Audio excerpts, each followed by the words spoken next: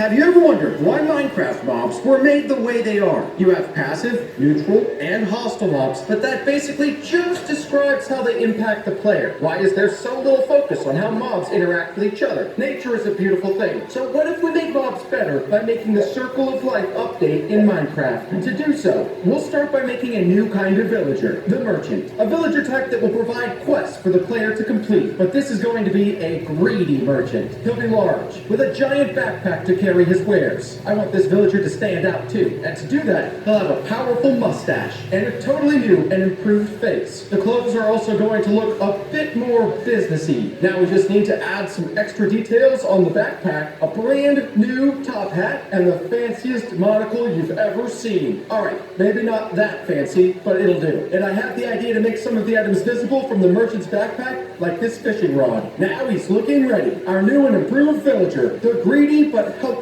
merchant. But as everyone knows, bad business can make some enemies. And in this update, the merchant villager has made some angry ones, the bloodthirsty pillagers. But we haven't made them yet, so let's do that. We're gonna reshape this body a bit so he can be beefy. Now rip off those sleeves. Who needs them? To be truly scary, I'll give it a tattoo. Like this. Wait, no, like this. Huh. No, not quite. This. There we go. Perfect. Let's cover up that bald head with a threatening mohawk and give this guy some battle scars. These pillagers will terrorize entire villages because of the scams run by the merchant villager. They may have gotten bamboozled, but don't think they're in the right. They are absolutely destroying this village until some help comes along. And I mean a lot of help. The Emerald Ore Golem. Let's create the villager's new and improved defender. This clunky iron isn't going to cut it. Let's recolor the body and give it these chiseled abs. Literally. I'm not sure how a rock golem has abs, but don't question it. Remember how I said emerald? Yeah,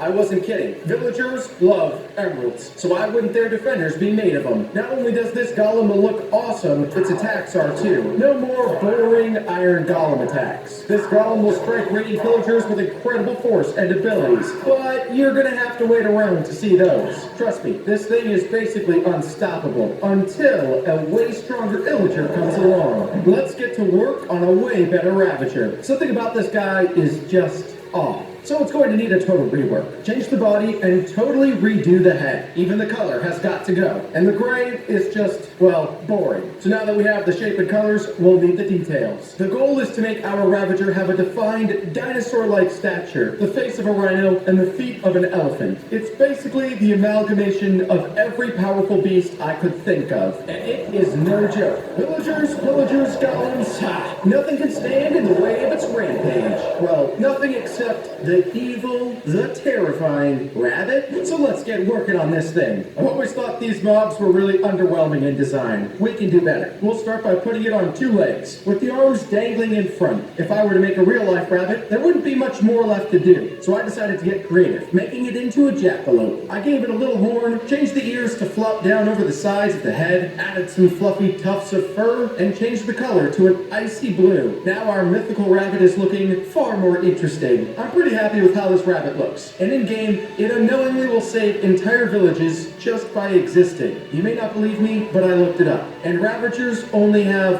one fear: rabbits. I guess kind of like the elephant and the mouse fable. Ravagers run away, screaming like babies at the sight of these little guys. But unfortunately, not everything is scared of the rabbits. And some may even hunt them, like this next creepy mob. Our hag is going to be more witchy than the witch ever was, which will be awesome. That was a lot of witches. The clothing needs to be worse for wear, like a smelly old swamp dweller. No more boring hats. Let's give this one a real point. Overall, the goal is just to make the witch not so boring. So the idea is to create a potion maker who's trying to regain her youth. But before we finish, we'll give her a friend. You might ask what the black blob is. Well, let me introduce you. Crowley. Get it? Because it's crow? Okay, I'll move on. The final touch any hag needs is some way to cast spells and brew potions. And that is exactly what this wooden staff will be for. The hag in-game will chase rabbits, collecting their hides and horns to brew a special potion, hoping to become beautiful once more. The only thing in her way is a certain pesky mob added that will mischievously steal items. The new and improved fox mob. Let's start by giving more geometry to the fox. Currently, it's basically just a chunky rectangle. This tail needs to be better. Much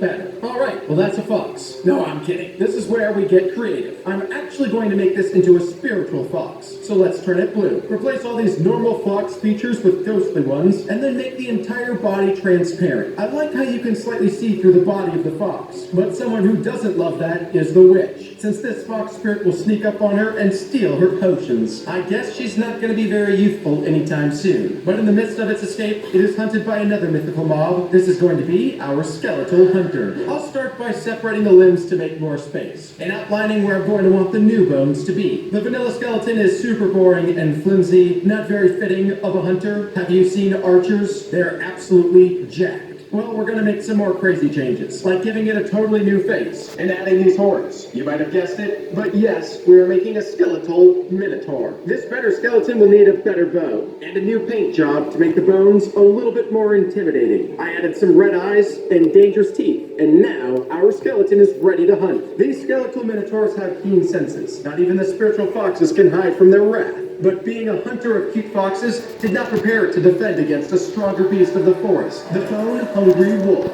So let's get to work. I want this entire wolf to have black fur, to blend into the surroundings of the night, and give it a contrasting gray belly. This is a true predator, so it'll need some sharp claws, ferocious hunter eyes, and a mouth full of bloodthirsty teeth. For the scariest part, a cute little tail. It is still a wolf after all. But other mobs might not think the wolf is that cute, like the skeleton, for example. In packs, they won't even stand a chance. They'll be turned into a squeaky toy before too long, and the wolves will be hunted for a reason, like gaining a new weapon that you'll see more of later. But in this cruel world, theft is not uncommon, especially for this new frightening mob that has no fear for canines. The Endwalker, a terrifying Enderman. Well, at least it will be when we're done with it. Take that spine and bend it forward. Endermen are scary, but I think we can do a lot better. Give it this giant gaping mouth and black spikes along the back. Also, this wavy hair, I'm not sure. I'm pretty sure it's hair. This guy is almost like a spider Enderman. I hate it in a good way. And after adding the eyes and teeth, I think it's ready. The havoc it wreaks is insane, killing mobs and grinding their possessions into blocks to hold. Nothing could possibly scare this thing, right? Well, there is something, but it's not the dragon, warden, or even the wither. It's much scarier. Water. Dun, dun, dun. You know,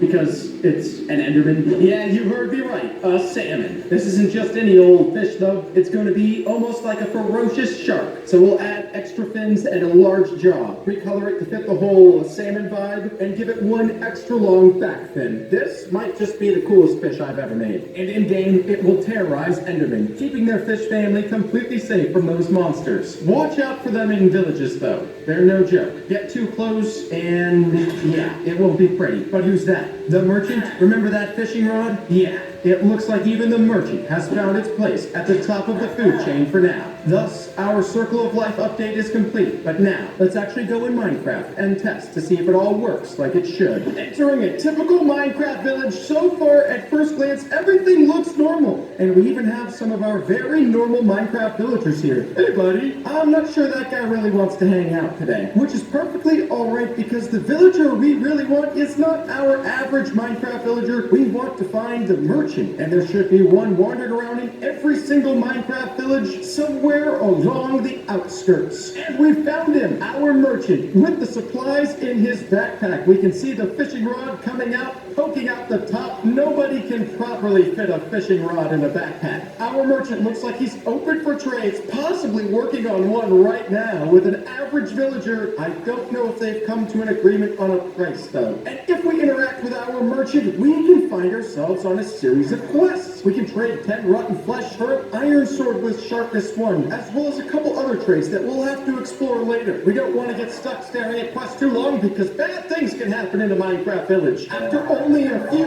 short minutes inside of a village, the raid has already begun. Pillagers have surrounded various portions of the village. Our merchant is standing at the far corner, not wanting to engage anybody. The pillagers haven't even gotten close yet, but of course our merchant can sense these guys. They look disgusting. In fact, this guy's even shaking out of anger. That mohawk makes them look far more fearsome and far more determined. They have spread out evenly, surrounding the entire village. In fact, the only section they haven't taken over yet is the section our merchant happens to be in. How long long is that section gonna remain pillager-free? Probably not for long. And one pillager has caught wind of a villager, has chased him into a house, is going to get on top of him. It looks like this villager can't do much. The pillager got a hit on him. Uh-oh, not looking good for this guy, but provided a warning for our merchant to run away, and has been almost caught for the second time, deciding to run as quick as possible. One hit comes off. The merchant better run or all his goods are going to be stolen. If our merchant and villagers were stuck alone, they would be hopeless. But in the cycle of life, they have help. Every village needs a better iron golem to protect it, and this iron golem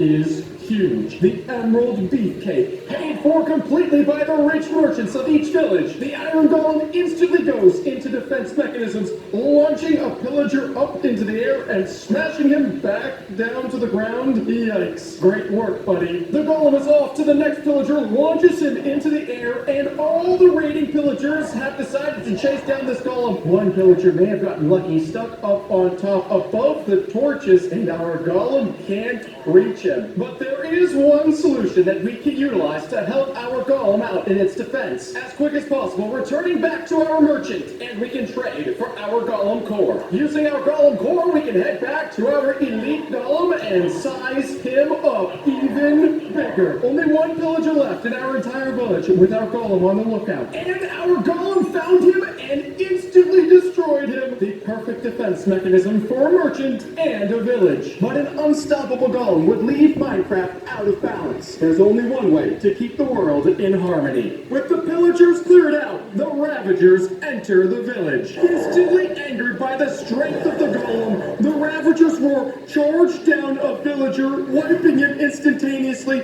and then return straight to go after the big beefy Golem. More Ravagers on the backside. Everybody focusing in on this Golem right here. The Golem doing the best that he can to survive. This Ravager on the back is dealing significant damage to our Golem. Don't look at me, there's nothing I can do. You're responsible for your own life. And the Golem goes down. Even our merchant is scared and afraid, running for his life. Ravagers wreaking absolute havoc through this entire villager. There's only one way to stop them. As fast as possible, search for a lonely rabbit. And we've spotted one across the water in the village. Hello, little buddy. We need your help. Making this carrot useful, we can encourage the rabbit to follow us towards the Ravagers. And together, well, less so together, more so the rabbit alone, can scare off the Ravagers with ease. The moment that our little rabbit gets close, these Ravagers don't know what to do but run and apparently twist in fear. Our merchant is almost cornered around the backside of this hill. Lead our rabbit around the front of the Ravager, keeping him away from the merchant. As we get closer, the fear sets in, instantly spinning. And as our rabbit grabs some much-needed R&R in the forest, a new type of predator joins Minecraft. Because the forest is the hunting grounds of the witch. Crow on the shoulder, staff in hand, our witch has spotted our restful rabbits. A whole colony of them, in fact. And instantly the witch is off to attack the rabbits, gathering pelts. One rabbit down, chasing down a second rabbit, blocked him right before he was able to escape into the tree. A third rabbit cornered, trying to run but can't run fast enough. The witch is on the prowl for every breathing fur baby in the forest. The final rabbit goes down, and our witch has cleared the forest of the innocent rabbits, and in return has brewed a potion. The potion of youth that the witch has forever been chasing after. But a forest is not a safe place for the potion to remain. First goal in mind for a witch, get the potion of youth to safety. Escaping to the witch hut in the swamp, our witch has taken the potion of youth and is ready to chug it down. But limitless youth would throw the world out of balance. And something is on the prowl to keep the world in check. Hiding just nearby is our fox, waiting for the witch to return. The first thing the fox does is scan the area, hoping to find the witch as quick as possible. Having looked inside the witch's hut, the fox doesn't realize the witch is right behind him. But as soon as he spots the witch, invisibility ensues, and he snatches the potion from the witch's hands before escaping into the woods, leaving our witch to age endlessly into nothingness, and leaving us to chase the fox into the forest. But as our fox gets deeper and deeper into the forest, he runs the risk of encountering a horde of skeletal hunters. These skeletal minotaurs have only one goal in mind: find the fox and take it down. And it looks as though our first skeletal minotaur may have spotted the fox in the distance. Calling to the horde of skeletons nearby, they all move closer in on the fox. And just as quickly as our fox was able to take the potion of youth, the fox is in turn hunted by the skeletal minotaurs. One skeletal manages to land a one-hit wonder onto our fox, and the potion has been dropped, leaving the skeletal minotaurs the temporary kings of the food chain. But what's this? We found ourselves a sharp bone back in the open forest, which means something may have been hunting the skeletons in the meantime. And we find some wolves hiding just over the hillside, ready to hunt down any skeletal that remains. And it looks as if they found the perfect hunting grounds. The skeletal minotaurs and the wolves instantly face off against each other, with the wolves having to call in backup to hunt down more skeletons. Every single skeleton has dropped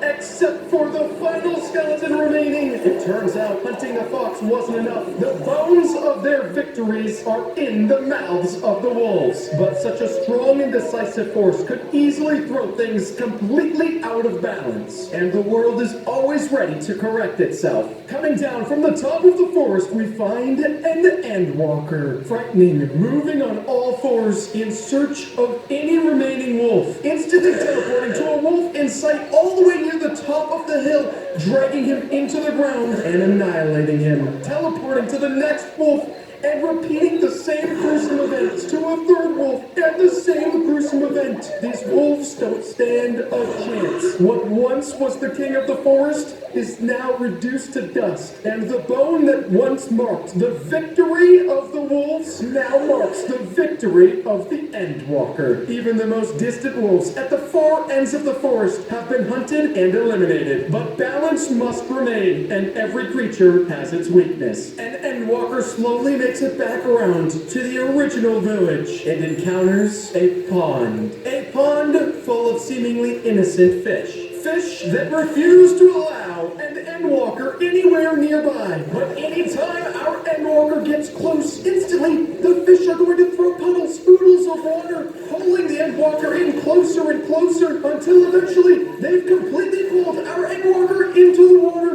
and consumed him alive. And now that the village is in the clear, a merchant returns to trade, and returning back to our villager and turning our vicious salmon into our closest friends, restoring peace to Minecraft and maintaining the most perfect cycle of life. These mobs are totally awesome. If you want some mobs like these in your world, check out Gods of Mobs on the Minecraft Marketplace.